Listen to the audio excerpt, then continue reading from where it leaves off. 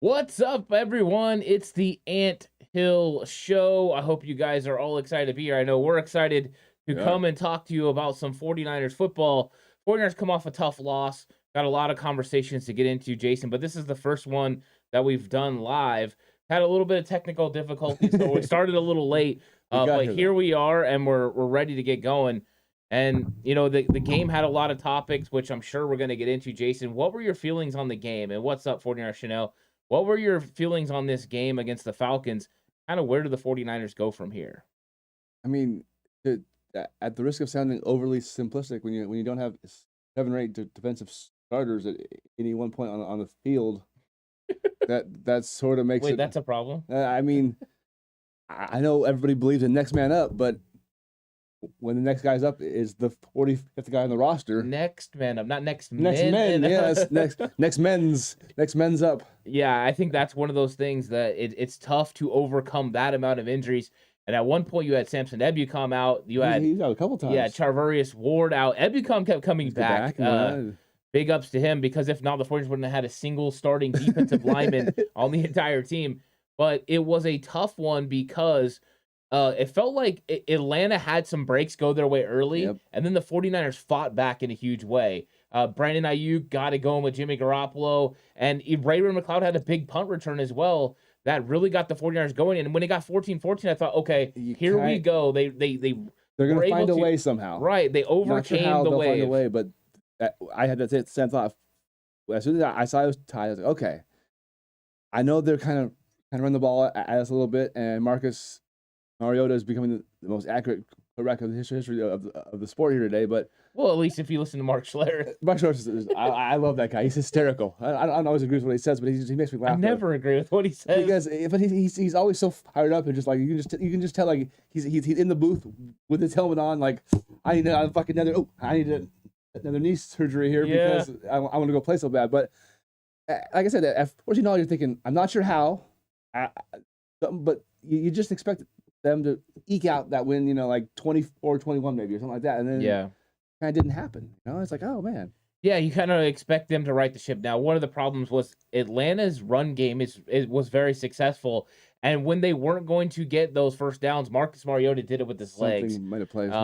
He made some big plays. We had a couple of funny comments. First off, Ben V says, "Next team up," and then Hafizian said, "Why is the off?" Oh, I'm sorry, Revenge Tour, which is funny again. Oh, geez, and here's something that I'm sure we're gonna get into. So, but Stovey is saying it's Kyle. He can't run the offense for S.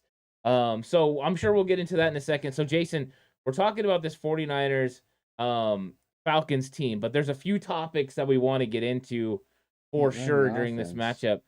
Yeah, I mean, half the O-line's out. I mean, yeah, it's tough. So let's talk about the injuries. He gets guys wide open in the passing game, and they drop passes. Yeah, that's his fault. Let's talk about injuries first off, because just so many guys are down now. I mean, when you're dealing with a few injuries here and there, you can overcome those. We've seen them do it for a week, from week to week. I thought Bosa was a huge miss. But also just Atlanta Falcons' attitude as far as running the football didn't allow for very many 3rd and longs in which Marcus Mariota would be back there, drop back. So the 49ers only accounted for 5 hurries. Yeah. We're talking about a team that had come off a 7 and 6 sack games, and now they only came up with 5 hurries. The loss of Bosa was huge. But overall, just not having that interior run defense to stop the run game. I thought Ridgeway and Givens did the best they could, but at some point you're going to wear down. You're going to get tired. They weren't bad. I was impressed with how all 3 of the Falcons running backs always fell forward. We hit them and they always gained an extra yard or 2 here. Boom, constantly extra yard.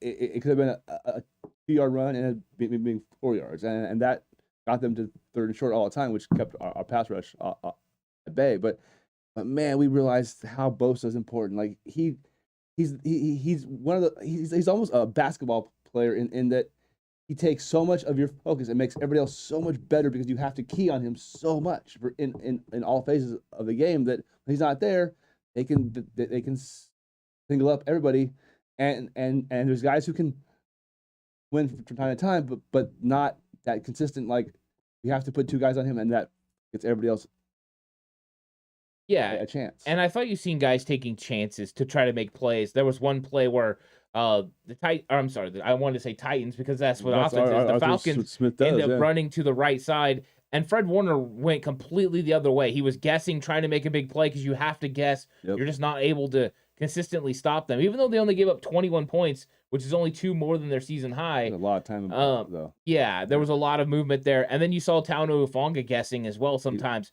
trying to make something happen, which I was at least happy with the way that they played the entire game as hard as they could. Yeah. That's good going forward. There's no quit in these guys, but they definitely need guys back. Samuel Womack got caught looking inside when Mariota ran the play to the outside for the touchdown. Those are plays you miss Charvarius Ward. You could start seeing where you had second and third string guys in there where it's like, okay, now we're starting to feel the pain. Yep. And, you got to give props to the Falcons for taking advantage of those 49ers miscues. Did a good game plan. They did, and I thought they executed at a pretty high level. They're solid, and they're a physical football team for sure. Like this. Yeah, that's it, right? The Falcons are built on physicality. Yeah. What was nice is I did think the 49ers offense at times brought some physicality. Deebo Samuel, George Kittle got involved in the offense. Brandon Ayuk made some nice plays as well, but I thought they were getting into. So let's talk about this 49ers offense, Jason, because it's already been in chat. They're talking about, hey, this offense isn't able to. Ben V said, hey, why isn't this offense able to score points? The 49ers only come away with 14 points. When they had those 2 really successful drives, it looked like they should have been able to put up more points on Atlanta. I'm not saying they win the game, but I do believe they should have put up more points as well. Atlanta's defense, though, has gotten better every week. If you saw last week against Tampa, they did a pretty good job against the Bucs offense, too. So there's some improvement on that side. But, hey, Jimmy has Kittle in the corner. If he keeps on running, it's a touchdown. So, there's 7 right there. The drops obviously didn't help from Ray and Warner, where if especially if Ray gets that, he's probably gone too. So it's a game of little small things, and you catch a pass, you don't fumble, boom, this game is entirely different. So I don't think the offense was as bad as it seemed, and plus they weren't on the field very long either to get in that kind of rhythm that Kyle likes to have us in, too. Yeah, 16 rush attempts is not enough for a 49ers team to win. That's not Brand. I mean, that's kind of what Jimmy Garoppolo said after. That's not 49ers football. No. Circumstance put the 49ers behind the 8 ball in some areas, because when they were down 7-0, you can run your offense normal. When Jeff Wilson Jr. fumbled the ball and they got taken into the end zone, Kyle Shanahan knew that they needed to move the football, because right then, the way that the run game was going for Atlanta, you knew the game was going to be shortened. Tiny. I mean, normally these early games get over a little after 1, and I was fully expecting this game to get done about 12:45, and it came pretty darn close to getting done because both teams were going to run the ball. The 49ers ran the ball a lot less than I thought. They need to get close to 30 rush attempts every game for them to have a chance to win. They were not in that category. And I think that hurt the defense because the defense was on the field too long. There's one point I tweeted out, we need this offense to keep the ball for a while just to keep the defense off the field and let them get rest, because they needed that. Because right now that rotation, they don't have the same rotation they had in week 1 and week 2 because they have so many guys out. Will they address that this week? We'll see. They did T.Y. McGill last week. Of course, they have to get him acclimated to what Chris Kasarik wants to do on defense. But you got to think there may be another move that needs to be made, because Kinlaw's out for 4 weeks. That happened late before the game on Saturday. And you have Armstead that you don't know what's going to happen. But when you're looking at the schedule overall, he's probably not coming back until after the bye. Probably. It's concerning because it seems like nobody really has anything definite. It's like, well, he could play or he could be out a month. It's like, well, it makes it very hard to kind of plan your rotation because you just don't know. I mean, at least with Kinlaw, we at least know he's out for a month. Yeah. And Mr. Corey says, Ant, you've been avoiding it every time I here we go. living it up. But basically he's saying it's time for me to go in at center and replace Brendel. I like it. Mr. Corey's been pushing for me to play center. I said I got like 2 snaps in me. Hey, that's about it. Brendel had enough penalties where that'd be okay. Oh, the Brendel hold number 1 was a terrible call by the referee crew. Brendel got pancaked.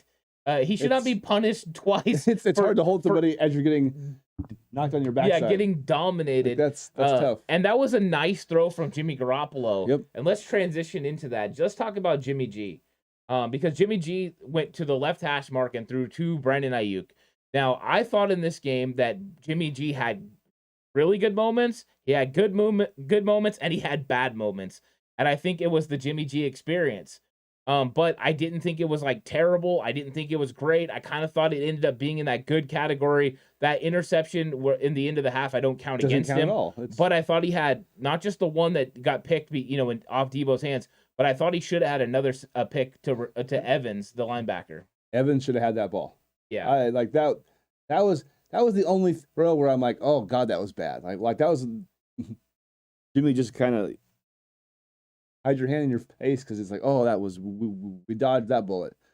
One to Ayuk, to Debo, it could have been a PI. I was surprised that they actually picked it up.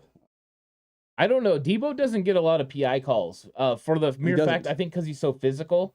He's got to learn how to, maybe not fight through the ball so much and just flail in the air like some of the other guys do. Just jump casually and let them hit you like this, and that'd be nice. But he's too much of a man for that BS, though. And we did get a super sticker from Roy, so thank you so much, Roy, for the super sticker. I'm on the board now. That says, wow, really appreciate that. And Coach Mike comes through with feathered and lethal. I love the feathered and lethal. That's a dodgeball reference for White Goodman. Feathered and lethal. I love that. I haven't seen dodgeball. I grew my hair out once, and I kept saying it was feathered and lethal. I love that. I'm gonna have to go back and actually watch it now to get the gist of that. And Jason Frank says, 49ers had 5 quarterback pressures. Injuries are the issue, but not the excuse. So he thinks it's an issue and not an excuse.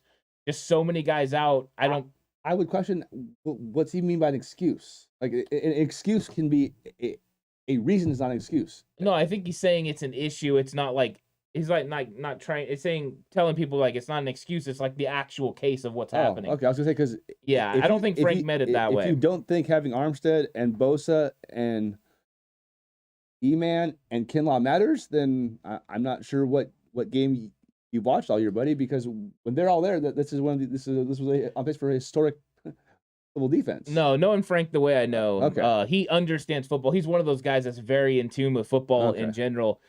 So I get where he's coming from. And I think that when you're looking at some of the things that were going on, I mean, Hafizian saying D'Amico needs to get on the field.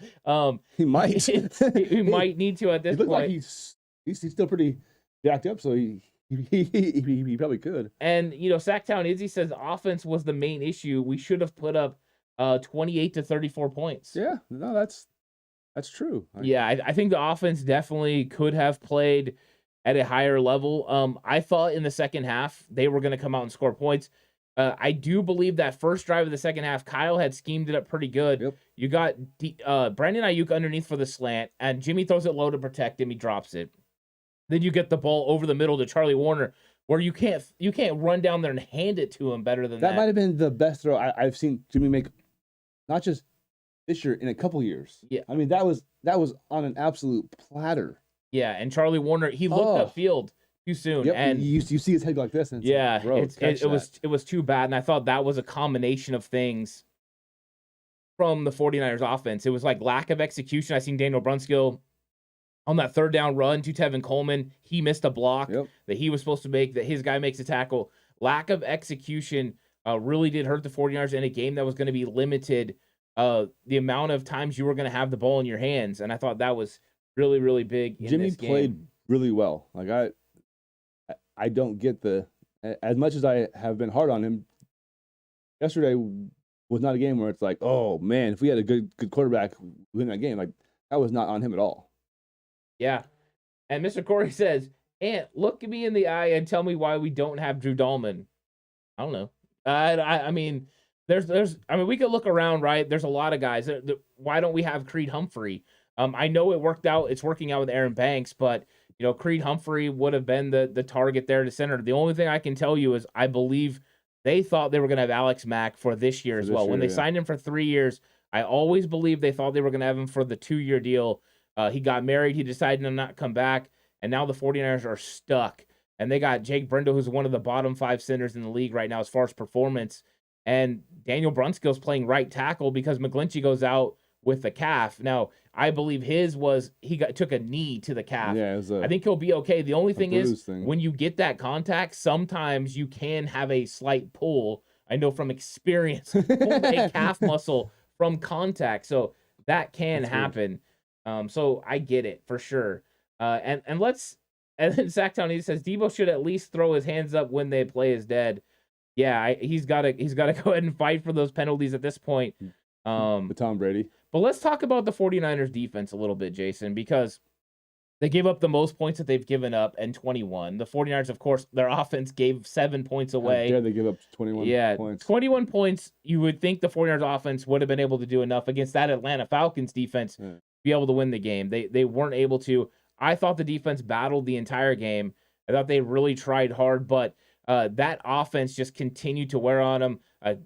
Tyler Algier, Caleb Huntley kept getting 3-4 yards a carry, and then Mariota was getting them over the top when they needed to. The offense, I mean, it was very 49ers offensive, style. It was. And it wasn't, they weren't surprising you. They were loading up, they were getting after you. And I thought at times this defensive line did the best they could, but when you got guys elevated from the practice squad, they definitely couldn't hold up.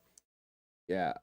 One thought I had on Saturday when I saw Bosa was out, and I meant to text you and just totally Jeff Wilson that one. I was looking at how the Cowboys use 11 heaven, and I'm thinking, without Bosa, would D'Amico at some point consider maybe putting right on the edge and just saying, "Go get him"? I don't think so. If not, why not? Because he's so fast that he could be a menace there too. Because he orchestrates the entire defense. I mean, he's orchestrating the front seven. Talanoa Hufanga handles the back end. Yeah. But Fred Warner is just, I mean, he's doing it all. He's making sure everyone's in the right spots. And when it comes down to it, where you need Fred is in coverage. His coverage grade is one of the best in the NFL and the best that he's ever had. Yeah. That's true. I mean, that's kind of where Fred's abilities are. I get what you're saying. And I thought that, they dialed up a couple of blitzes and a couple of things that got to Mariota. But one time they dialed up a blitz, they had man coverage on the back end, and Mariota pulled off 17, which was a huge play in that game. Big play. I think if they stopped him there, that game might have been a little bit different because they had him pinned back. They were about to get good field position, and then just boom, there he goes. Like, oh damn. And Roy says, can we trade for a center? Do you think there's going to be a center on the market? I don't really think that there's a lot of centers that go up for trade in the NFL. I don't think a trade possible. I would November 1st. I would call Alex and be like, okay, man, we're halfway through the year. You only got to play 7 or 8 games plus playoffs. You've had some time with the wife now. You probably want to get out of the house. So come on back. Yeah, I mean, where do you think? I'm sure they've had some contact. That's what I don't see a trade for us happening. No, and that's 2 weeks away that you're talking about. But where are the 49ers going to be in 2 weeks? It got brought up in chat. The 49ers are 3-3 right now. Will it be 3-5 again? I don't think so. Yeah. I think as long as you get Bosa back, they can be 4-4. I don't think, as with all the injuries that we have, that we beat the Chiefs now, unfortunately. But I think that next game should be a win. Yeah, Mr. Corey says, beg J.C. Treader to unretire. Or him too, yeah. There's 2 guys there that definitely are good players. That I think if the 49ers are in the mix, they do need a center that's going to help get them over the top. Brendel struggles to anchor. Do anything. He struggles, with a lot of areas of the game. I mean, get a snap right. I mean, geez. Yeah, you see a lot of negative plays coming from Jake Brendel, and you're right. The snap infraction again is not a optimal play for the 49ers. He either gets a snap penalty or a snap or has a bad snap every game. Mr. Corey says Bosa isn't going to fix the offense. No, but if you give up less, you have to score less to win, though, too. So. And he also will give them more opportunities. Yeah. Bosa's good against the run, which the run. would have helped a lot. I mean, missing Bosa, Armstead, and Kinlaw, and even if they had Bosa and Armstead, I think they would have been able to, stop, the Falcons' run game on more than a couple of drives. And I think they could have cut it down to where, the offense spots them one, but it would have been a 21-point performance from Atlanta, and you would have been in it. You would have been playing for one drive instead of, trying to play for two. But let's talk about the coaching staff, Jason, because a lot of people, I've heard some people going on Kyle Shanahan that he was outcoached, going on DeMeco Ryans. DeMeco Ryans was outcoached. I don't know about the outcoach for DeMeco Ryans. Here's why I'm going to say it right off, is I don't think you can say, wow, they were missing 7/11 of their defense and then say the coach did a bad job. How good of a coach can you be to overcome that amount of injuries? And still, I thought they did pretty good. They understood what they were doing, and they tried to slow the Falcons. The Falcons just executed when they had to. I just can't with Niner Twitter fan base sometimes. It shocks me at the level of the stupidity of people.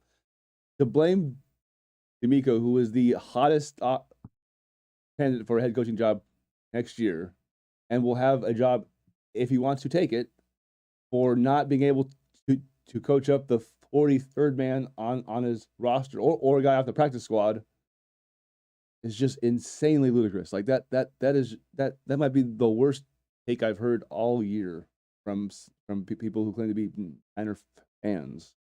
It's bad. It's dumb, and oh my God, like why?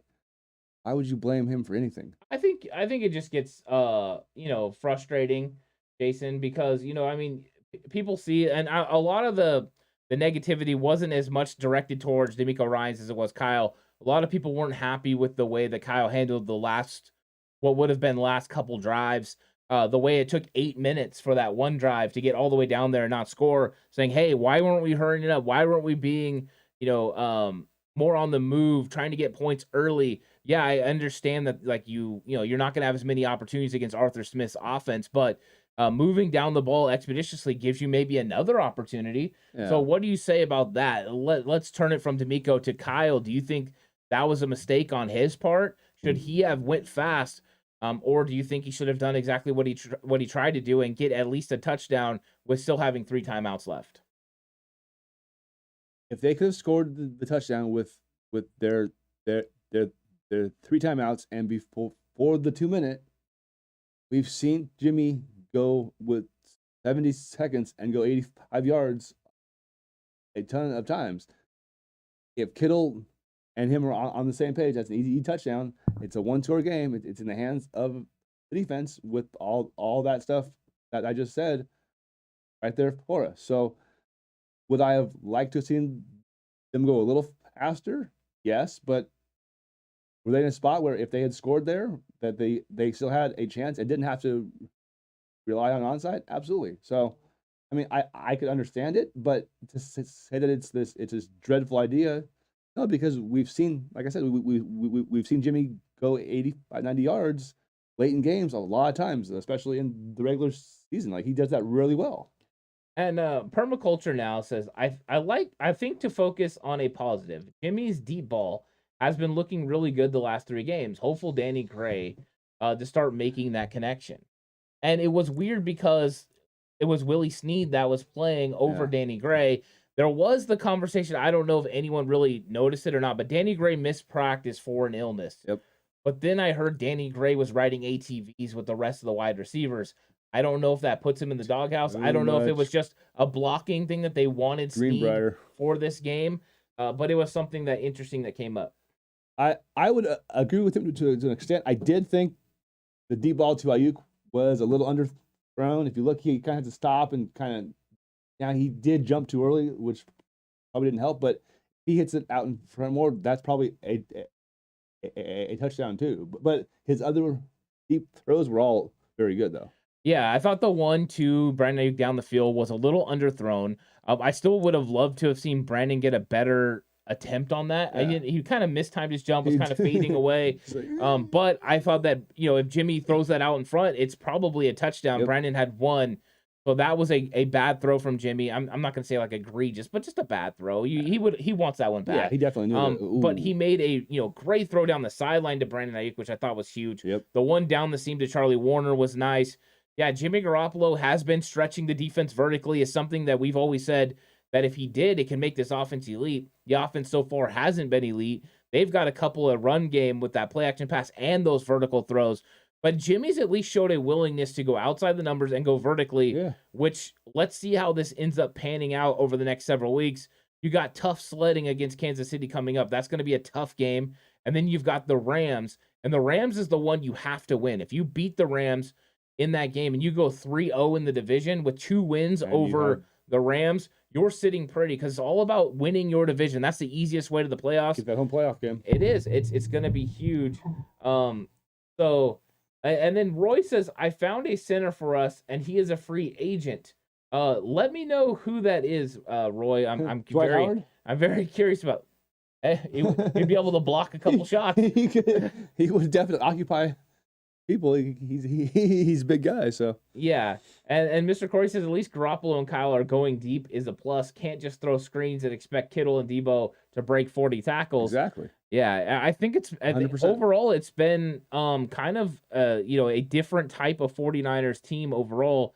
And I think that's kind of good. Bradley Bozeman is the free agent center that he's talking about. Jason, you know a lot about Bradley Bozeman? I know who Todd Bozeman is, but I don't know who Bradley.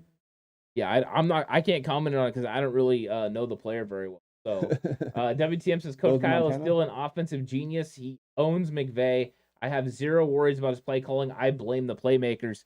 I didn't have a problem with the way Kyle handled it. There was I think when it got to 4 minutes, I was like, okay, let's speed it up a little bit. But you want to get that first touchdown. You had 3 timeouts and a 2-minute warning. It was all about scoring before the 2-minute warning because then Atlanta wants to use your timeouts. You're going to get the ball back. And if you have them, pinned decently deep, you're going to be able to get good field position with a chance to go down and score. That was the plan. They did not execute. They got that 3rd and 1. They needed to be able to convert. They weren't able to convert, and that ended up killing that drive. Of course, Jimmy and George Kittle got to get on the same page. Was George supposed to flatten out in the end zone? Was he supposed to keep going towards the corner? Only those two guys know. But they got to get on the same page because we need those types of touchdowns. And Jimmy, I thought did a pretty good job evading in the pocket, getting out and creating plays. Yeah, he did actually. He just unfortunately sometimes when he gets out there, he makes these scary throws. But hair throws. I'll take the good. And what's up, Shooter? Welcome to chat. Yeah, Shooter's awesome. And then let's talk a little bit about the Chiefs. Oh boy. So the Chiefs are coming up. That's the game of the week. I don't know how much of the game me and you are going to be able to watch. We're going to be at an Italian wedding. We're going to be Yeah, so lots of pasta. We'll see. We're going to try to watch as much. Of course, I'll catch the the replay and all that, and we'll get into commentary next week, J Hill, because we'll be right back here for the Ant Hill show. Yeah, but of course, legendary Ant Hill show. Yeah, the Kansas City Chiefs come off a loss to the Buffalo Bills, which hell of a game. It's the Buffalo Bills. Hell of a game. Really good. How do you see this game overall? What things make you the most nervous besides Patrick Mahomes? I'm sure you're going to say Patrick Mahomes. What makes you the most nervous about this matchup with the Chiefs? The injury report.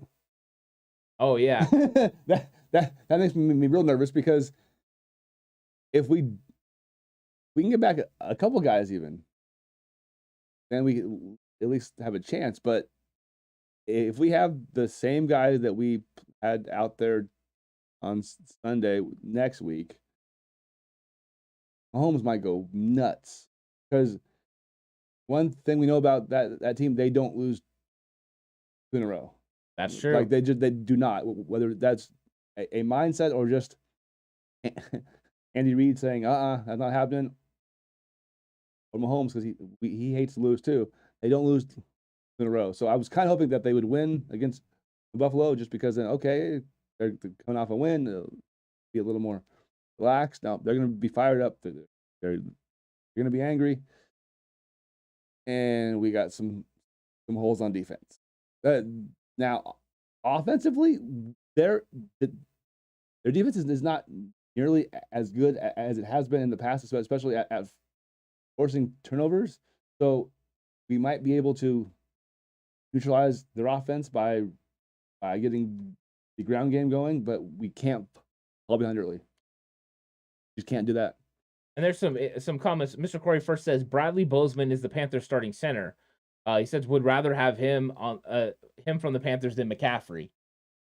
Big yikes. Okay, so Jason's not in agreement with Mr. Corey. And then here's number 2. Shooter's going to be at the Chiefs game, which is fantastic. So Shooter's going to be repping me in spirit. Hopefully, Shooter rep me in spirit. Boots on the ground. I wish I was at that game. And then Mr. Corey says, I thought Alex was Mexican. He actually is. He's Italian and Mexican. Yeah. So you're on target with that. Permaculture says keeping McKinnon contained is going to be tough. Who would have thought we'd have said that? Keeping Jerick McKinnon contained is going to be tough. That guy had a knee that was supposed to be like career-ending, and he's still out there plays. This offense, though, for people who haven't actually watched the Chiefs yet, it's way different now. Like not having Tyreek it's changed how they operate. They're still highly efficient and stuff, but it's not boom. It's explosive. Yes, it's not 4 plays, 80 yards. It's 9 plays, 80 yards. And it as a fan of quarterbacking, I've loved how Mahomes has evolved. Whereas last year he did not like to take what the defense gave him. He was going to get what he wanted to get. This year he's greatly matured, and he will take that little 5-yard pass. He'll be okay with a 7-yard here. Like just keeps the chains moving. So we have to be constantly locked in. Yeah, and Shooter says if we go in there with the same defense we had this week, it's going to be a hard game to win. Oh yeah. Yeah, I think that's 100%. Highly accurate. And then Mr. Corey strikes back with, we need another injury-prone running back over a starting caliber center. Well, okay, then that's decent. But if we're talking about hijacking Panthers, I want Mr. Florida State, Brian Burns. Oh, Brian Burns. Yeah, you. That's my number one. You and most want Brian Burns. I don't think Burns is going for. Here's the problem with McCaffrey and Burns. You're going to need first-round picks to get them. And I don't think the 49ers are going to use 2024 and 2025 to get Burns or CMC. You could get Burns for like a 2 and a 4 and like a 5. Like no way. He's so cheap this year. And then next year he's only $16 million on his 5th-year option. There's no way they're letting him out of the building without getting a 1 back. I don't know. Wow. You would think that, but also it might be one where if you give up enough picks, because they have so many holes all over their entire roster that they need to get picks. Now, the thing I would say with McCaffrey is he's injury prone, but they're like kind of unusual injuries though. It's never a huge injury. It's like a rolled ankle and stuff. And you just kind of drool at the idea of him in our offense. Like, what could Kyle do with him? Is oh my God, it'd be. Oh, as a player, I'm making the move every single day. I know the money this year is super cheap, which is great. You can get out of it next year. I'm just not sending a first-round pick to rent McCaffrey for that amount of time, even though I love to see him. And what's up, Bomber T? The loss hurt, but that was our B team yesterday. It definitely wasn't the 49ers starting 22. But this is kind of the reality right now. We don't have that many players that are out for the season. Emmanuel Mosley, Trey Lance, Maurice Hurst, those are the guys out for the year. So that's good signs. Yeah. But at some point, right, you got to get these guys back. When that's going to be, I don't know. And you just kind of watch every play and kind of hold your breath. Okay, all the guys are up. Oh, good. Okay. Yeah, and I'm with Mr. Corey on this. Bradley Bozeman is more realistic, and he's only 27 and a pending free agent. So he could be cheaper, though. That makes players cheaper a lot of times when they're rent a player. Okay, but my question for the two of you guys then is, with how valuable center is and the offense that the Panthers are running is nowhere near what the Niners do. So to rent a center for 2.5 months, how long will it take him to get up to speed on the blocking angles and all that kind of stuff that are required? Where is it, as if you get if you call Trotter or obviously Mac, who know this offense, they can almost fit in day one. Yeah. No, I'm with you. I think that it's somebody that understands the offense or played for Kyle before is the way to go because the center handles a lot of the line calls and all that. It would be tough for a guy to come in through trade. WTM says 14 points is bad if the tight end don't make that drop late in the fourth. I think that the tight end drop by Charlie Warner, I think that was a big play because I think that would have been the momentum to go down and tie the game up. Yeah. And then I also think the penalty on Brendel on the throw to Brandon Ayuk, that was getting the 49ers cooking. Those are momentum plays you can build off of that weren't there. So I'm with everyone on that. Now, Jason, let's get to your score prediction. How do you see this game going? 49ers versus Chiefs. I know it's way early, but I'm gonna put you to it. I'm not gonna hold your feet to the fire because of all the injuries and stuff, but just kind of give a rough thought process on where you think this game is going to go. Chiefs 27-21. Chiefs 27-21. That's a good game. I wonder if we're going to see Trent back. I don't know. This is natural grass. Could we see Jason Verrett? Could we see Trent? But I think this is going to be a tough game to win. And in the grand scheme of things, this game is not as important as the Rams game that's coming up. Do you want to beat the Chiefs for your overall record? Absolutely. Would it be a huge win for the 49ers? Absolutely. But the Rams game is the most important of the next 2 weeks, and they have a bye week coming after that where they can get rested and healthy. Unless the guys are 100%, don't play them this week. And I love what Mr. Corey just said. 49ers 30, Chiefs 27. So he says, you know what, Jason, you're right about the Chiefs getting 27 points. I can't see us getting 30 though. I think I like Mr. Corey's score better than yours, Jason. I do too, but I don't deal with fan emotion. I deal with facts, and facts are they're healthier. So I've never known Mr. Corey not to deal with facts. Oh, he said that having a center beats having a running back though. Well, I agree with Mr. Corey on this. You want to know why? Elijah Mitchell is coming back. Oh. No, Elijah Mitchell's coming back. And guess what? But he's not McCaffrey, though. But guess what? If you have a great offensive line can make Elijah Mitchell look like Christian McCaffrey, where a average offensive line can make Christian McCaffrey look like somebody else. Right. But McCaffrey, the difference between McCaffrey and Mitchell is in the passing game. No, I mean, he's a wide back. I mean, that's what McCaffrey is. He's a wide back. I'm with you. I'm not arguing his skill set. He's a Pro Bowl caliber wide receiver. He's also a guy who, as much as I love Elijah can take plays 20, 30, 40 yards. Those same holes in that same downfield blocking with McCaffrey, as we saw with Mostert, becomes 75 yards. Oh, I love it. I mean, I'm with you on. I'm taking. He makes our offense more explosive. I'm taking Christian McCaffrey to heartbeat for the right price. I just don't know if the right price exists. But Jason, another great Ant Hill show. Thanks everyone for joining us for our first live Ant Hill show. Really appreciate it, Mr. Corey, Shooter, Roy, everyone in chat. Really, really appreciate it. Thanks so much for everyone that took the time out of their busy Monday morning to join us. Monday morning quarterback. Yeah, exciting episode. We'll be back next week for another good one, and it'll be 49ers versus Chiefs and the fallout from that. And then we'll be turning attention to the Rams next week because that will be a huge game at Levi's South. At least every other NFC contender really lost yesterday. Except for the Eagles. Well, and the Eagles, fine. like Roy said, ESPN said they're going to win the Super Bowl. If Eagles have home field, I really don't care. But what I'm worried about is where those other games are. And the Bucs lost again. There's just a lot of weird games. The Giants won, but at the end of the day, like, who cares about the Giants? I'm telling you, though, this is proof that the Chargers done messed up big time. Oh, yeah, but Dabble. Brian Dable can flat out coach the game of football. He's making a crappy roster to actually look good. And thanks everyone. We're getting so many people saying thank you so much, and we really appreciate everyone that chimed in. I hope you guys all have a great Monday morning and a good week. I'm sure we'll be back soon. Check out the channel. I'll be going live more than I've ever went live in a week. I'm going to give it a shot and see how many lives I can do. It's going to be fun. Yeah. All right, everyone. Have a good one. And if you're over on Patreon, you're going to want to see 40 yards face-off between Jay Hill and Horst. That'll be coming up. He's going to get crushed again. Yeah, that'll go up on Patreon tomorrow, so get excited for that. And everyone have a good day. We'll catch you guys on the next one. Go Niners.